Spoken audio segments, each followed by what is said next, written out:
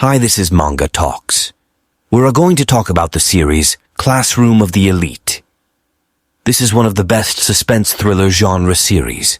This story has an anime adaptation with 2 seasons. This series was produced by Studio Lerche. This series has 2 adaptations. One is manga and another is light novel, but its original work is light novel. Its author is Syuga Kinugasa. It is illustrated by Tomesusensaku. We're going to tell the story from the start to the end. Then let's get started. Then let's move to the first chapter. Chapter 1. The Structure of Japanese Society. The protagonist of the story, Ayanakojikiyotaka, thinks about the Japanese society. He thinks that people equal or not. He has some doubts that men and women are equal. If men and women are equal, but why their roles are different. People with disabilities are still disabled. No matter what polite euphemisms you use, no matter how you try to avert your eyes, the meaning of the word does not change. So my answer would be, no humans are not equal. Equality doesn't exist. In other words, though equality is lie, I'm trying to come up with a new answer for humanity's eternal question. Have you ever considered the purpose of going to high school or to college? This question is hearing in my head. Though the future may seem hazy right now, do you think you'll find a job someday? That's what I used to think, back when I completed the compulsory education and become a high school student. I hadn't really considered the future. I'd only felt joy at being nearly free of obligation. I didn't consider the incredible influence the school would continue to have in my life, on my future. I didn't even understand the purpose behind studying language or numbers. Chapter 2.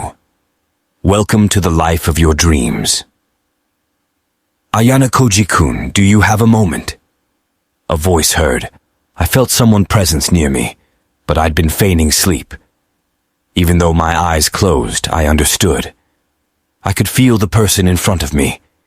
It seems like a demon presence, but I pretend not to hear. I had dubbed the sleeping strategy.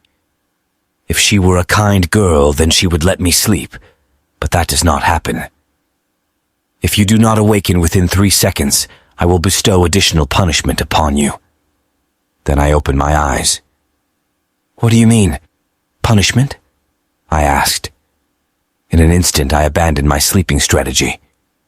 See, you are awake after all, aren't you? She said. I know enough that I'm afraid to make you angry. Glad to hear it.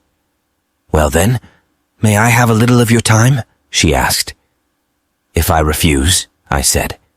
Well, even though you have no right to tell such decision, I suppose I would be exceptionally displeased. When I am displeased, then I will prove a major obstacle to your school life, Ayanakoji-kun. For example, I might set a great number of thumbtacks on your chair. Or, when you go to the toilet, I might splash water on you from above, or stab you with the needle of my mathematical compass, those kinds of obstacles, I suppose. That sound harassment, or rather bullying. And besides, that last one sounds strangely familiar, because you've already stabbed me before, Isaid. I reluctantly sat on my desk. A girl with beautiful sharp eyes and long black hair stared down at me. Her name was Horikitasuzune, a student of Tokyo Metropolitan Advanced Nurturing High School, Class D, and my classmate. Don't worry. That was only joke. I wouldn't splash on you from above, she said. What's more pressing are the thumbtacks and compass needle. Look at this. There is still marks from when you stabbed me the last time. Will you responsibility for it? I said. I rolled up my right sleeve and showed my forearm to Horikita. Evidence, she asked. Huh? What? I asked. What about evidence? Did you decide I'm the culprit without evidence? She said. She was right, there was no evidence. Even though she was the only one in class close enough to stab me with a needle, I'd be hard-pressed to call that definitive proof. Well, I needed to confirm something first anyway. So I'm required to help you? I've thought on it again, and after all, she suddenly stopped me then. Ayanakoji-kun. Would you prefer to regret while you suffer, or regret while you despair? Which would you like more, Because if you refuse me and force my hand, it will be your responsibility, she said. I was struck with Horikita's two completely absurd choices. It appeared she would not accept any delays. Though it was a mistake to make a deal with this devil, I gave up and obeyed.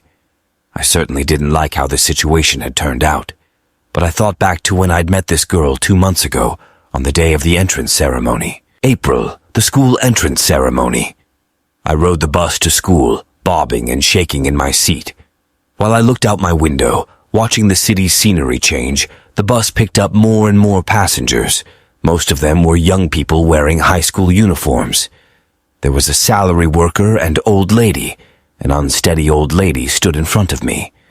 I was fortunate to find a seat, but it was still crowded. "Excuse me, but shouldn't you offer up your seat?" My eyes, which were about to close, snapped back open.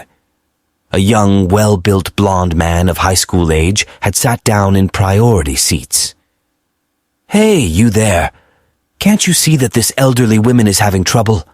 the office lady in front of him asked. She seemed to want the young man to offer up his seat. Her voice carried quite well throughout the bus, attracting several people's attention.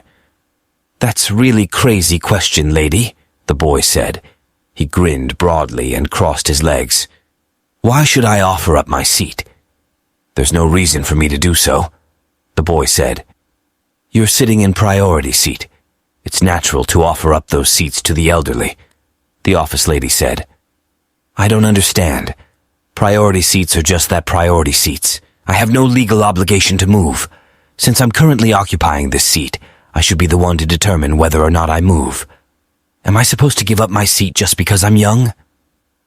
"Ha! That's reasoning is nonsense. I'm a healthy young person who certainly wouldn't find standing inconvenient.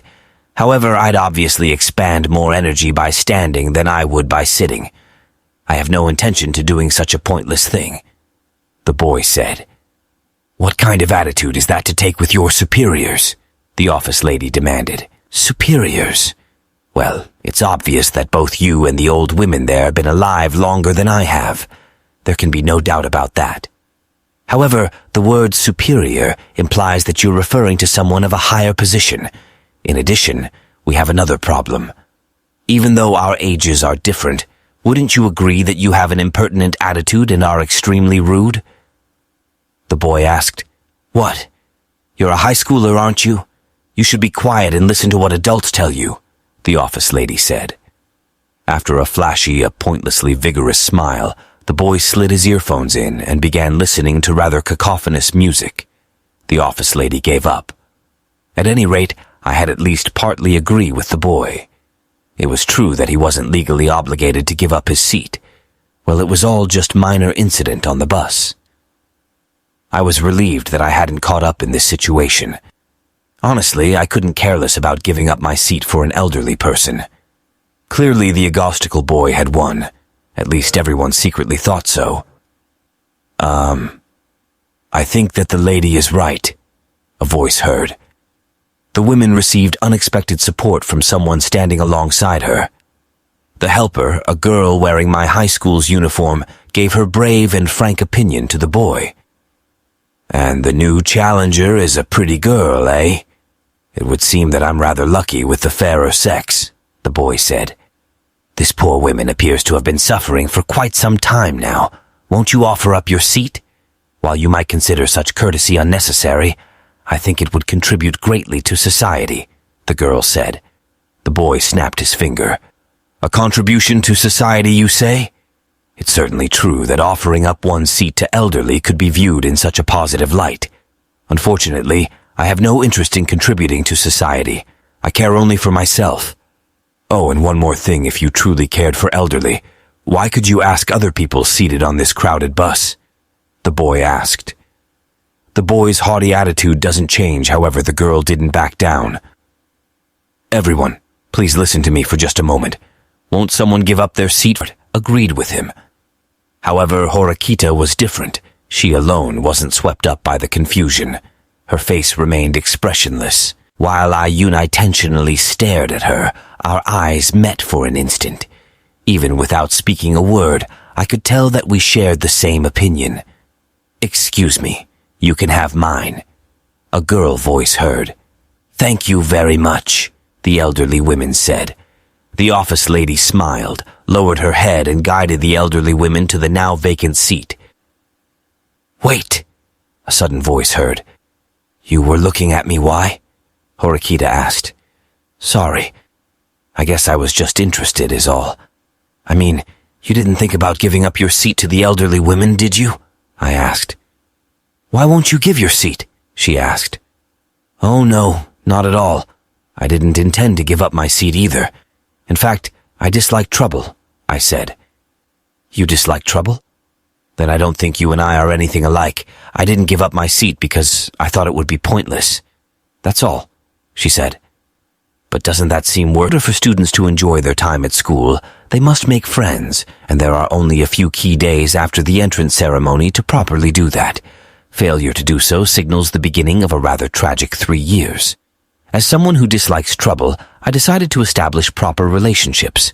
For instance, should I burst into the classroom and actively start talking to people? Should I secretly pass around a slip of paper with my email address so as to better befriend someone? Someone like me needed to practice because this environment was so different from what I'd experienced thus far. Looking around the classroom, I walked toward the seat that my bore nameplate.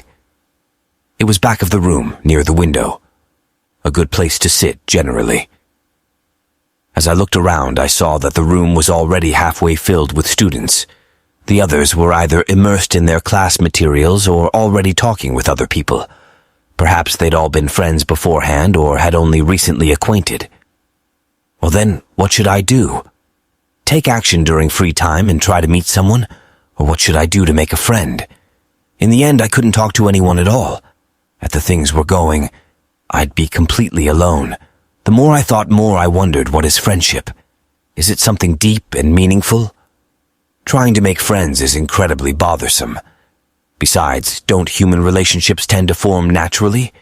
My thoughts were in utter disarray. After a long period of conflict, I finally began to rise from my seat. However, after a few minutes, the first bell rang. A woman entered the classroom. When I first saw her, my initial impression was that she firmly believed in discipline. I would have placed her age at 30. She wore a suit and had delicate features. Her hair... Good morning to you, students. I'm the instructor for Class D. My name is Chiyabashira Sei. I usually teach Japanese history. However, at this school, we do not change classrooms for each grade. For the next 3 years, I will be acting as your homeroom teacher, so I hope to get to know all of you.